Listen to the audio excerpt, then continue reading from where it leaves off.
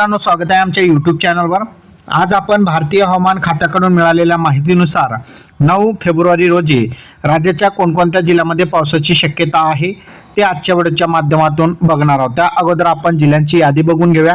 जिल्ह्यामध्ये पालघर, ठाणे, मुंबई, रायगड, रत्नागिरी, सिंधुदुर्ग, धुळे, नंदुरबार, जळगाव, नाशिक, नाशिकचा डोंगराळ भाग, अहिल्यानगर, पुणेचा डोंगराळ भाग, कोल्हापूरचा डोंगराळ भाग, साताराचा डोंगराळ भाग, सांगली, सोलापूर, छत्रपती संभाजीनगर, जालना, परभणी, बीड, हिंगोली, नांदेड, लातूर, धाराशिव, अकोला, अमरावती, बुलढाणा, भंडारा, चंद्रपूर, गडचिरोली, गोंदिया, नागपूर, वर्धा, वाशिम, यवतमाळ हे महाराष्ट्रामधील 36 जिल्हे आहेत। आणि या महाराष्ट्रामधील 36 जिल्ह्यामध्ये तुम्हाला 9 फेब्रुवारी रोजी संपूर्ण जे हवामान आहे ते कोरडे पाहायला मिळणार आहे। त्यामुळे नागरिकांनी कोणतीही काळजी करण्याची आवश्यकता नाही। संपूर्ण हवामान कोरडे असल्यामुळे कोणत्याही ठिकाणी पावसाची शक्यता नसणार आहे आणि तुम्हाला थोडंफार तापमान या ठिकाणी जाणवेल आणि रात्रीच्या वेळेस तुम्हाला थोडंफार थंडीचं वातावरण सुद्धा असणार आहे।